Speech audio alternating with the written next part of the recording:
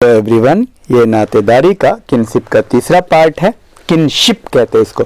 तो चलिए इसमें हम देखते हैं, डिसेंट की बात कर रहे थे। आपको बता दें कि नातेदारी के अध्ययन के जो उपागम है, मानव शास्त्रियों ने नातेदारी के अध्ययन के दो दृष्टिकोण अपनाए हैं। एक वंशक्रम उपागम डिसेंट अप्रोच और दूसरा विवाह संबंधी उपागम मैरिटल अप्रोच। तो अब आप ये देखिए वंश कैसे चलता है। मैंने आपको बताया कि वंश के कई प्रकार हैं। पहले आप सुन लीजिए एक बार फिर से। Unilineal descent, bilineal descent, double descent, amphibious descent, parallel descent. अब मैं इसको हिंदी में भी आपको बताऊंगा, थोड़ा आप आराम से रहिए। तो यूनिलिनियल डिसेंट में दो प्रकार है, पिछली बार भी बताया था। पैट्रीलिनियल डिसेंट और ये इसको एग्नोटिक भी कहते हैं। मैट्रीलिनियल डिसेंट इसको कॉग्नेटिक कहते हैं। पैट्रीलिनियल में इसमें वंशक्रम का निर्धारण पुरुष के आधार पर किया जाता है, जिसका तात्पर्य वंश यानी पिता से पुत्र द्वारा चलता है। मातृवंशी या मैट्रीलिनियल में क्या होता है, वंशक्रम का निर्धारण माता से पुत्री की परंपरा में चलता है। भारत में खासी, गारो, नायर, आप जानते हैं खासी, गारो और नायर में ऐसा होता है। अब चलिए आपको बता दें बाइलेटरल की बात करते हैं। बाइलेटरल डिसेंट इसको कहते हैं हिंदी, देखिए हिंदी से ज़्यादा इंग्लिश टर्मिनोलॉजी आपको याद रखिए, कंफ्यूज नहीं होइएगा। तो बाइलिनियल को कहते हैं उभय पक्षी वंशीय परिवार। उभय पक्षी वंशीय परिवार, बाइलिनियल डिसेंट। इस वंश क्रम में माता पिता दोनों की वंश परंपरा को देखते हैं। ये वो समूह है जो पिता की और माता की मिश्रित नातेदारी से बना होता है। इस समूह की सदस्यता पितृ तथा मातृवंश परंपरा दोनों से मिलती है, दोनों पक्ष से मिलती है। तो इसलिए बाई का मतलब ही होता है बोथ। यदि बी से बाई, बी से बोथ। तो इसको किंडर्ड ग्रुप कहते हैं, सपिंडा कहते हैं।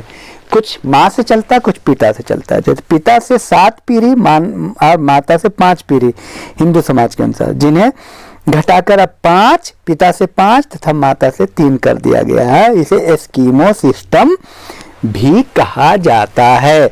छोटी छोटी बात को एकदम रट लीजिए, याद कर लीजिए, ये जो है बहुत ज़रूरी है आपके लिए। और चलिए अगला जो हमारा टर्म है वो है डबल डिसेंट। अब डबल डिसेंट को हिंदी में कहते हैं दोहरा वंशक्रम। दोहरा वंशक्रम ये भी बहुत महत्वपूर्ण है। ये बहुत ही महत्वपूर्ण चैप्टर है और बारीक है। इस नियम में संतान कुछ मामलों में अपने को पिता पक्ष से तथा कुछ मामलों में माता पक्ष से जोड़ते हैं। इसको बोलते हैं डबल डिसेंट। जैसे अफ्रीका की हेरेरो जनजाति में आर्थिक मामले में बच्चे अपने को माता पक्ष से तथा धार्मिक मामले में पिता पक्ष से जोड़ते हैं। लेकिन भारत की टोडा जनजाति में हेरेरो के विपरीत है कि इसमें आर्थिक मामले में बच्चे अपने को पिता पक्ष से और धार्मिक मामले में माता पक्ष से जोड़ते हैं। ऐसा याको ऑफ नाइजीरिया में भी पाया जाता है। तो 3 जगह पाया जाता है डबल डिसेंट। डबल का मतलब दोहरा, थोड़ा उनसे लिया, थोड़ा उनसे लिया। तो और एक है एम्फीबियस डिसेंट। एम्फीबियस का मतलब ये इसमें क्या होता है, कोई निश्चित नियम नहीं होता है। कभी मन किया तो माँ की तरफ से और मन किया तो पिता की तरफ से। ऐसा पाया जाता है समोआ जनजाति में। इतना खाली ध्यान रखिएगा कि कहाँ पाया जाता है, क्योंकि क्वेश्चन ऐसा आता है, इसलिए मैं कह रहा हूँ। इसका मतलब संदिग्ध वंशक्रम हिंदी में एम्फीबियस।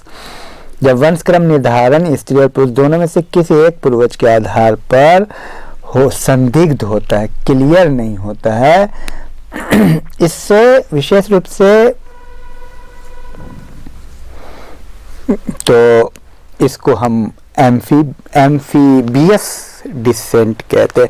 चलिए एक डिसेंट है पैरेलल डिसेंट। पैरेलल का मतलब होता है समानांतर वंशक्रम। ये वंशक्रम बहुत दुर्लभ है, जिसमें वंशक्रम का निर्धारण लिंग के आधार पर होता है। एक वंशक्रम की सदस्यता पुरुषों द्वारा पुत्रों को मिलती है और स्त्रियों द्वारा पुत्रियों को मिलता है। मतलब बेटा जो है बाप से लेता है और बेटी माँ से लेती है वंशक्रम। इसमें लड़के पिता से, लड़कियां माता पक्ष से। इसकी चर्चा जेन सेफर ने की थी। इन्होंने कोलंबिया के सांता मार्टा माउंटेन के साहा जनजाति में पाया। ध्यान रहे, साहा जनजाति। खासतौर से इस तरह के क्वेश्चन नेट के लिए इंपॉर्टेंट है। स्पष्ट है इसमें पिता की संपत्ति का वारिस पुत्र और माँ की संपत्ति का वारिस पुत्री होती है, यानी पति और पत्नी की संपत्ति अलग अलग होती है। तो ये रहा। और दूसरी बात ये भी हो गया। एक होता है ऑप्शनल डिसेंट, वैकल्पिक। ऐसी वैकल्पिक वंशक्रम, ऐसी व्यवस्था जिसे पुरुष से उसकी पुत्रियों को और स्त्रियों से उसके पुत्रों को वंश समूह के सदस्य प्राप्त होते हैं। तो आपको ये सारा पता, उल्टा जैसे पुरुष से ये है वैकल्पिक, ऑप्शनल, अल्टरनेटिव डिसेंट। पुरुष से लड़की को, यानी पिता से लड़की को और माता से बेटा को वंश जाता है। और नातेदारी के विवाह संबंधी उपागम में लुइस ड्यूमो विशेष रूप से जुड़े हैं, जिन्होंने दक्षिण भारत में पाई जाने वाली नातेदारी के अध्ययन में विवाह की भूमिका पर जोर दिया था। तो कुछ हम एक बार रिवीजन कर देते हैं इसी में, थोड़ा बहुत के क्या क्या जो बातें हमने आपको बताई है। तो नातेदारी के अध्ययन के उपागम दो है, वंशक्रम अध्ययन, डिसेंट अप्रोच और विवाह संबंधी उपागम। और नातेदारी के वंशक्रम में पाया जाता है एक पक्षीय, जिसके दो प्रकार है, पितृवंशी, मातृवंशी।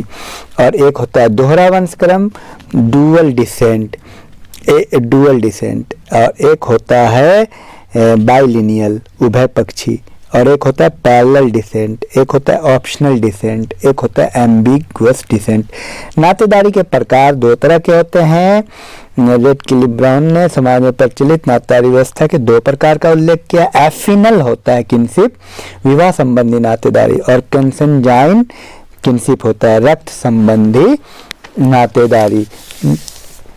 और नातेदारी की क्या कहते हैं श्रेणियां होती है, जिसमें नातेदारी की श्रेणियों में मर्डक ने 3 श्रेणी बताई है। कैटेगरी ऑफ किनशिप, प्राथमिक नातेदार, प्राथमिक संबंध, प्राइमरी रिलेटिव, द्वितीयक संबंध, सेकेंडरी रिलेटिव, और तृतीयक संबंध, टर्शियरी रिलेटिव। प्राथमिक में 8 नातेदार होते हैं, द्वितीयक में 33 नातेदार होते हैं और तृतीयक में 151 होते हैं। नातेदारी की संज्ञा, किनशिप टर्मिनोलॉजी, और इसका सबसे पहला जो एल.एच. मॉर्गन ने इसकी चर्चा की थी इरैक्वस जनजाति में। इरैक्वस 2 तरह की टर्मिनोलॉजी दी थी, क्लासिफिकेटरी किनशिप, वर्गात्मक संबंध सूचक, जिसमें एक व्यक्ति के लिए सभी व्यक्ति के लिए एक ही शब्दों का उपयोग होता है, जैसे अजा, अपू, आंटी, अंकल, ये सब एक वर्ग के हैं। और दूसरा है डिस्क्रिप्टिव, विशिष्टात्मक संबंध सूचक, डिस्क्रिप्टिव टर्मिनोलॉजी, अलग अलग शब्द माँ बाप भाई बहन के लिए अलग अलग आता है। और आपको बता दें किनशिप यूजेज में, आप जानते हैं किनशिप यूजेज में है, इसके भी 6 प्रकार हैं किनशिप यूजेज में।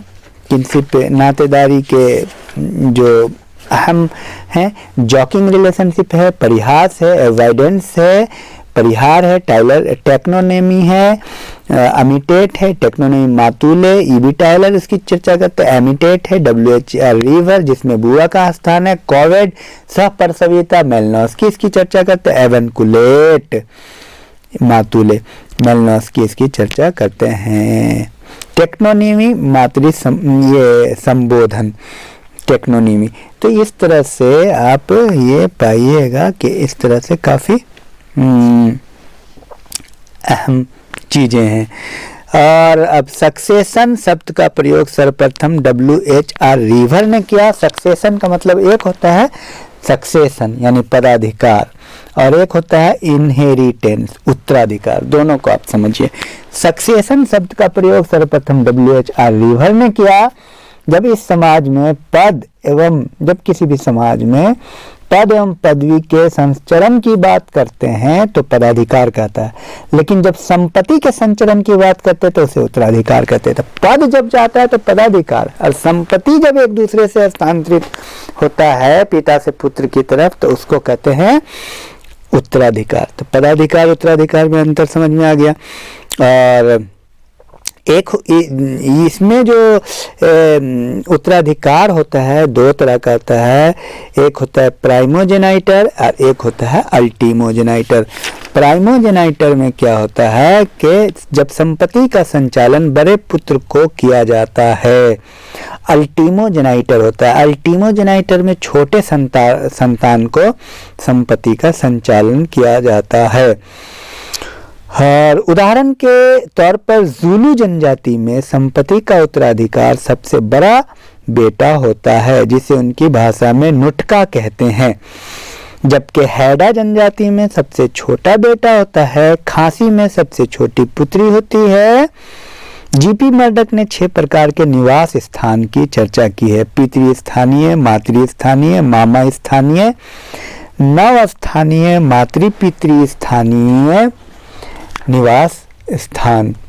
तो इस प्रकार और भी कुछ छोटी मोटी बातें होंगी उसको हम कर लेंगे। वैसे मोस्टली हमने इसमें ले लिया है, लेकिन कुछ और भी चूँकि कंपटीशन के पॉइंट ऑफ व्यू से हम इसको ज़्यादा विस्तृत कर देते हैं। चलिए, थैंक यू वेरी मच।